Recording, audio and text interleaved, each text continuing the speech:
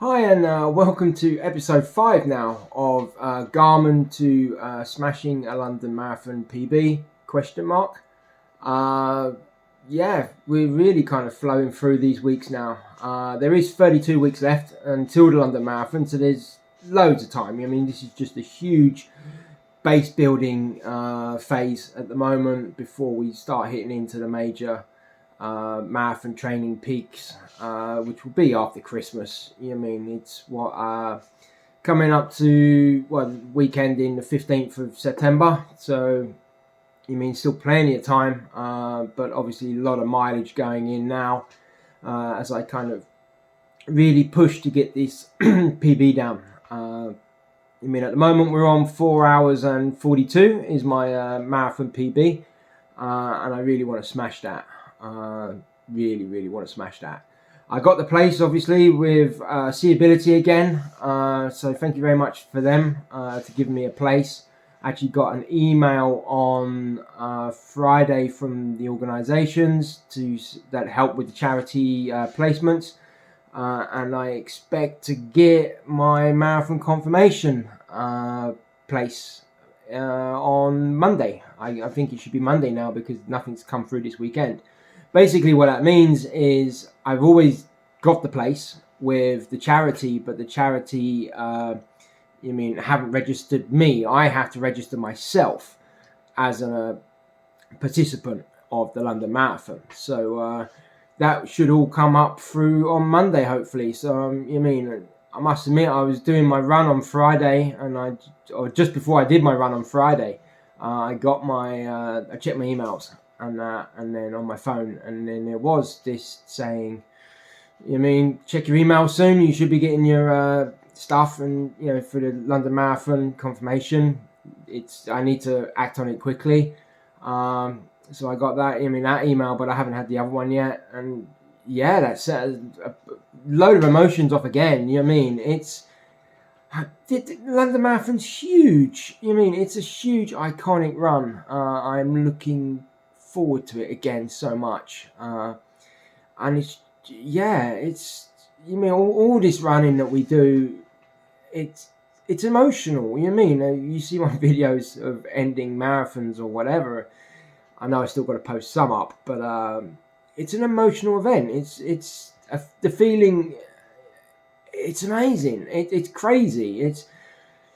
You go through so much, and it's so much hurt and pain. It's not easy, but I love it. And to know that I'm going to be doing the London Marathon again, it's amazing. It's just. Yeah, you'll see that I use that word a lot in a lot of these videos. Amazing. I just can't describe it sometimes. It's just how it is. And so yeah, that was the introduction bit coming on there. Then so we are getting one step closer to the marathon now. Hopefully, and I'll confirm that next week. And but as the week started off, it was straight into VO2 max run on Monday, which was 7 times 4 minutes at 178 beats per minute. So pretty much sprinting and trying to maintain that. And then a 2-minute recovery down to 127, which I was never going to get down properly. It takes me a minute to walk that, to get down to that. So I'm never really so worried about my recovery times getting down, but it's so frustrating that Garmin wants me to stop from the high level straight to the low level. It's just not going to work. So we did that on the Monday, and I'm really pleased with that. I did about 900 meters average. Well, not average. Just under 900 meters per kilometer. 900 meters per interval. So for 4 minutes. That's quick for me. We are going on a pace of about 4:27, I think it was on the first one. Then it's also a hilly route, because I didn't do this on the track. I did this running home from work. So going around like the coastal area around Laxevåg, if you know Bergen at all, and then hitting like the hills, we go inland a little bit. You mean, so the second interval took a pace of 4:52, then the third was at 4:39, and then 4:52. So sorry if I said 7 intervals, it was actually 4. Which, to be honest, I don't think I could have done 7 anyway. 7 is actually later on in the week. I do all of this not scripted, by the way, as you can probably guess. So it was a 4 times 4 minutes with 2-minute intervals section. 10 minutes warm up and 10-minute cool down either side. I caught the bus home. I didn't get all the way home. I did the whole session and thoroughly enjoyed it. It was tough, but I hit the right point where I could catch a bus home, which was great. So that was the Monday one. So then we had the Tuesday run. That turned into a base run, and it was always going to be a base run after a heavy interval session the day before.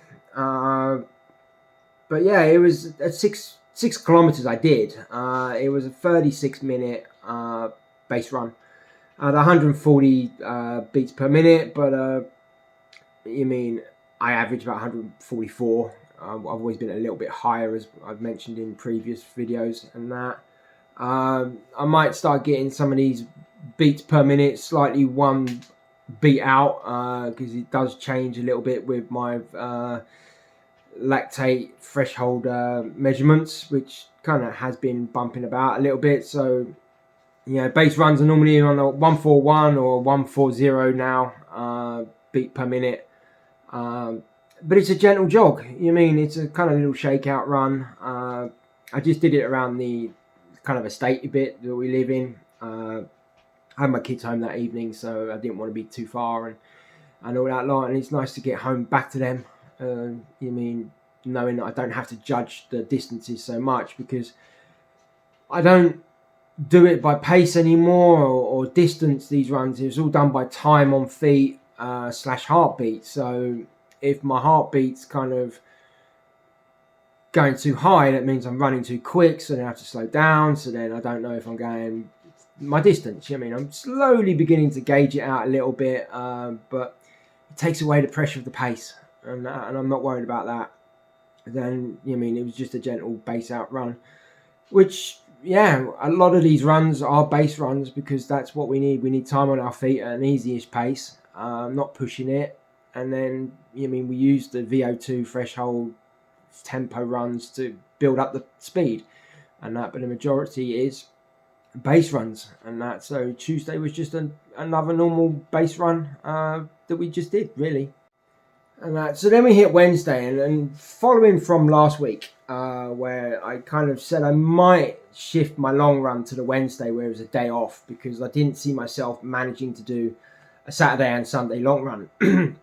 And that. But what I also did is I checked in my Garmin, and I can tell it what days I preferred to do long runs, and it says you can do 1 or 2. So what I did is normally on the Thursday, if I had my kids, then I won't be working in the morning, so I can shift that about a bit easier. So then I decided to take the long runs off of Saturday and Sunday, and I put the long run on Thursday and Sunday as a second preference. So I can either run home from work on a Thursday, or if I got my kids and I don't have work on the Thursday, I can do the run in the morning, which I usually used to do anyway. So that's the plan there. So I swapped that around, and everything kind of swapped around again with the whole Garmin planning for the weeks and that. So, but Wednesday I hit off with a long run. Really happy to do that. It's been a while since I've done what I feel like a long run, but I know I can go further. But it was great. It was 1 hour 44 minutes on a heartbeat rate of 144 or 140 or 141. I can't quite remember. There'd be pictures as I post along. And that's so I did that. So I ran off to the racetrack. I think I've done God knows how many loops around there. I kind of lose track. And that. So I think I did about 2.5k round that, and then back again. So I notched up 16.28 kilometers. So yeah, basically 10 English miles, which was nice to get up to that again, and all of that lot. So on a gentle jog though, I mean, it's not strained, it's not pushed. The heartbeat rate was fine. Going up and down the hills, there's some pretty nifty or gritty looking hills that I have to do on this course as well. There's no course I do which is no hills, you know what I mean? I live on top of a hill, so I have to go up it on the way back anyway, or down it and that, which I have to speed up to keep my heart rate on and that. But there's certain hills that I've got to really kind of get up and that. But I slow the pace right down, and I just, power up it, but controlled, and then I have it in the heartbeat zone is correct. And I'm really noticing a difference now where with those runs I can do it and manage it and not go into the higher zone that kind of beeps at me and tells me I'm going too hard. So it just shows the progression. Again, all of this is building up this base to get the progression, to keep it going, and the fitness levels up and up and up. And so to run up this very steep hill I have halfway on the course, or coming back on the course, coming back from the race course, running up that now without hitting the higher heartbeat zone is, it's fantastic. I'm really, really happy with that and pleased with that. It keeps my effective score up on the run, which is always quite nice. And knowing that I've hit, all of that without going into a higher heart rate zone, it's amazing. It is showing the progression and it is actually working. So really pleased with that. And to get 16 kilometers done again, it's what we do endurance running for. The marathon is a huge endurance race, 42k, and that, I'm not even halfway on that on this run, but it felt good. I could have gone quicker, but I don't need to go quicker. Those runs come later. This run was just slow, steady, keep it out, and just enjoy it. And that's what I did. It was an absolute pleasure to be out there again, knocking out 16k. So really enjoyed it. The work is coming along. So after the long run on the Wednesday, we hit Thursday, and then that was the active recovery rest day. With no rest days ahead, and to be honest, there was a VO2 max again on Friday, so I decided to take the rest day, and we just kind of chill out a little bit, let the body recover. Especially it was a long run on the Wednesday, as we've spoken about, and then let's hit on the Friday with another VO2, which was slightly different to what I thought it was. It didn't change. I just didn't read it properly until the actual event, and I let the video take over. Oh, Garmin, fucking hell. Yeah, VO2 max. It was 7 times 2 minutes, 178 beats per minute, which is about 8 from my maximum heartbeat. 1 minute recovery, so I never got down to my recovery heartbeat. And back again, 65% effective score. Oh well, but geez, that was hard. I averaged, I think it was about 4.29 per kilometre. So yeah, that was a huge run. That hurt, but it felt good. Okay, I'll catch you later. I just want to get that little rant out. So after a good night's sleep on the Friday after that VO2 max interval session, I know the effectiveness wasn't kind of great, but it kind of really did push me. And that was what we're doing, so that was good. So I slept well, and then I got up on Saturday morning, and I kind of had the time to do in my base run, which was 38 minutes. And at 36 minutes, I might have gone a little bit extra just to get closer to home. And then I knocked out, was it just under 6k, 5.98 in that base run. And then I had work and that, so. But that left me knowing that Saturday evening I could just relax, chill out, didn't need to do anything. My work was done. You mean running and the work was done, and it was just nice to chill out. And yeah, obviously hit a respectable bedtime on Saturday night and get going again on Sunday, which is exactly what I did. So Sunday, yeah, got up, kind of done my normal routines. You mean having breakfast, porridge and that with some raisins, and that held off for 2 hours, and that took a glass of water before 1 hour before the run, and go out on my run. You mean that's what it is. With another base run again, a longish one as well. So that was quite nice. Managed to do, or it was told to do, 1 hour 7 minutes at 140 heartbeats per minute. So that's what I did. Ran out to the race course, racetrack, and then did a couple of loops of that, 3 loops of that, so 1.2 kilometers of the racetrack, and then back on a slightly different loop. So yeah, it's just over 11k, and that again controlled. Again, pissing down with rain, absolutely soaked. I did hold off leaving the door, leaving to go out on the run because it was so raining, or so wet and that. But I knew I was going to get wet. But it's harder leaving the door, getting out the door when it's raining. And I don't mind running in the rain, and we've spoken about that before. But when it's absolutely peeing down with rain, torrential, it's a bit harder to leave. So I waited till that spell dropped off, and then knew I'd get caught in another one. But it's just, it's easier to start running in the rain instead of running in torrential rain. So that's what I did, and to hit 11k on this run, great. Now we'll just have to go through the quick update on the weekly report, because that's kind of interests me now as well, to see how much I'm running and all that lot, and seeing the progression from that. So here we go. So the weekly recap now. Then it's a total of 54 kilometers, 0.1. That's a lot.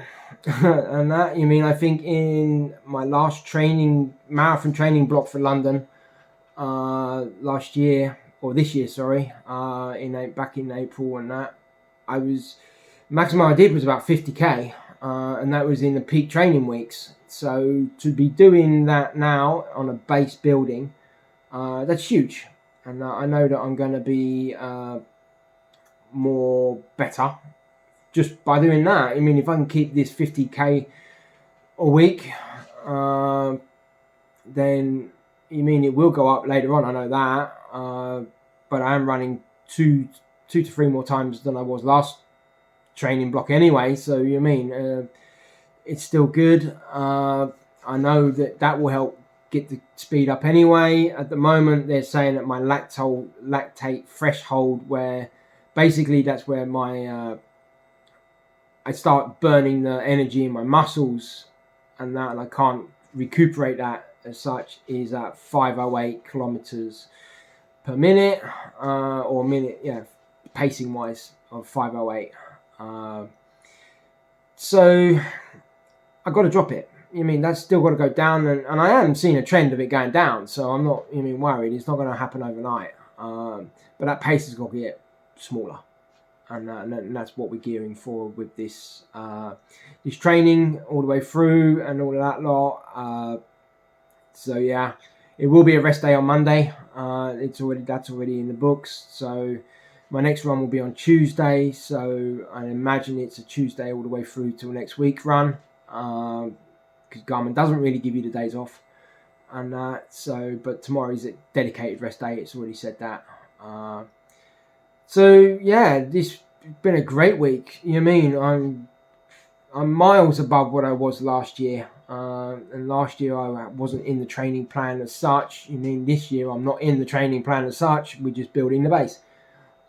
So to be doing 50 plus K on that already, that's perfect. Knowing that I got these threshold runs, these VO2 max runs in, it's all good. So we'll leave the video now, and all that on the episode. Thank you very much for watching. Again, please like and subscribe to the channel. I I love doing these things. I mean, it's important for me to kind of document how I'm doing it and all that lot. So, you can follow me on my Instagram, which has daily updates as well. I enjoy doing all this, like I say. But please, if you can start donating to the Seeability charity via my Just Giving page, that would be fantastic. I really want to help them as much as I can for them letting me do what I love doing, running and doing the London Marathon again. It's amazing to thank them, all the time. I can't not keep saying it enough. You know what I mean? It's just crazy. They're giving me this fantastic opportunity again. So please, if you can put in a tenner in or fiver in or whatever, 100 krona if you're in Norway, it all helps. And the sooner they get it, the sooner they can put it to good use. I don't see none of this money. The money's nothing to do with me. It just goes all straight to the charity, and that's all I want it to be. So thank them very much again and all that lot. So yeah, I'll see you in the next episode. Thanks very much. Have a good one.